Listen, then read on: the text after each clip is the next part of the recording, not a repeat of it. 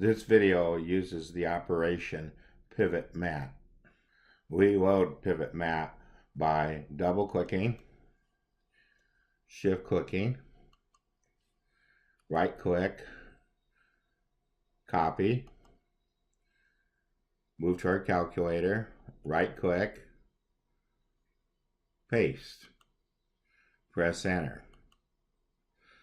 To see that we have loaded it, press the var key, press CAS, press program, and we see that pivot mat has been loaded into our calculator. Pivot mat is found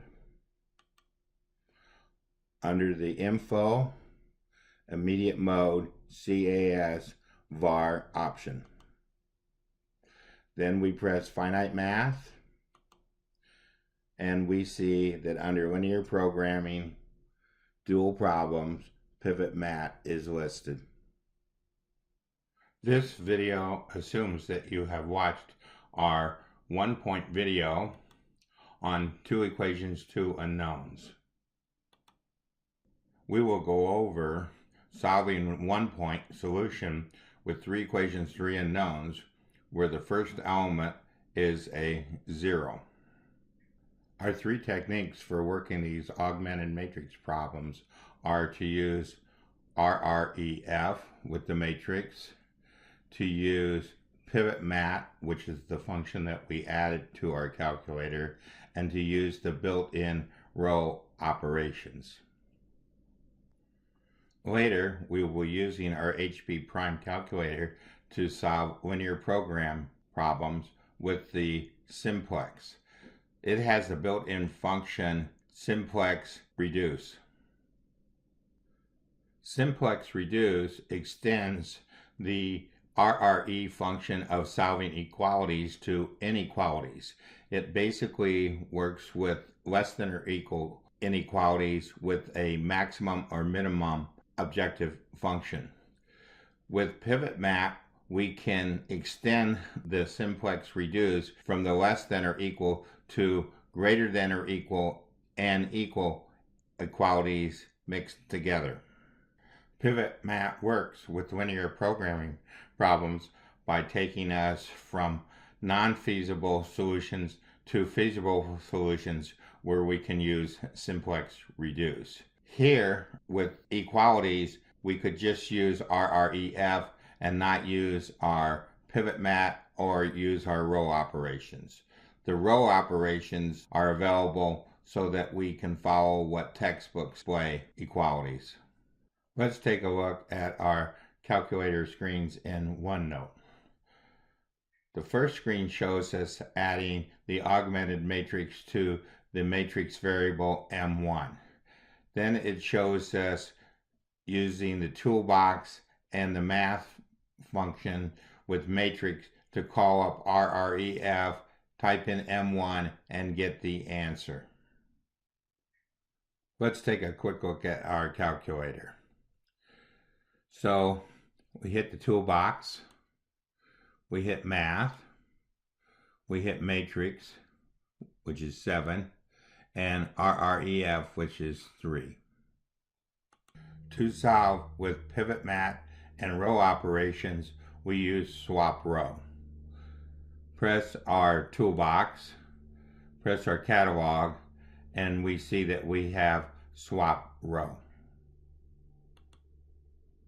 The parameters that we use with swap row are matrix M1, row 2 is swapped with row 1, and we store it as M2. Pivot mat to work needs a non-zero element in 1, 1. What we will do now is use our var command, use 2 for program, and use 1 for pivot mat.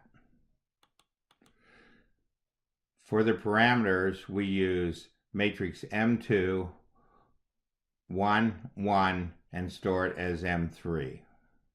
Scrolling in the history area, we see the other pivot mat commands. What we have is M3, so we go to 2, 2 and store it as M4. We go to M4 and we go to 3, 3 and we come up with our final answer for pivot map. We next look at the row operations. We again use swap row because we need to come up with a pivot element of 1 in row 1. We cannot do this with the 0. Since it was already a 1, we do not have to use the mrow command. All we have to do is change this 1 to a 0. So we're going to take this matrix M2, we're going to take the opposite of this number minus 1.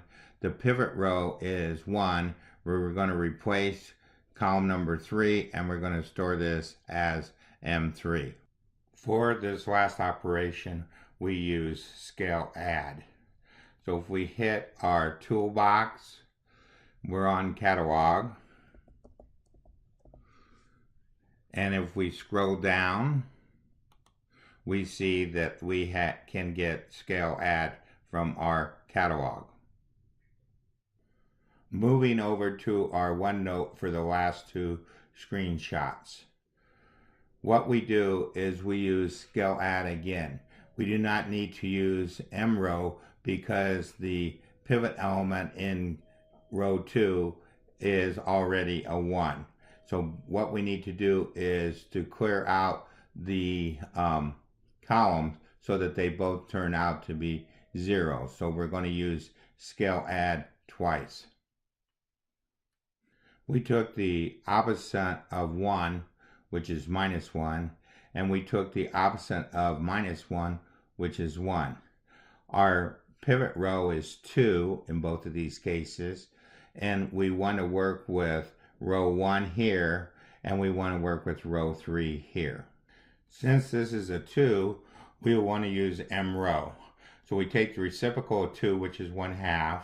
We take the matrix M5, and we take row 3 and store it as M6. Our last two steps are to use scale add twice. So since we have a minus 1 here, we want to use its opposite, which is 1. And since we have a 1 here, we want to use its opposite, which is minus 1. The pivot row is now row 3, and we want to replace row 1 and replace row 2. So this is how we end up with our final answer. This ends our lesson with the first element being a 0.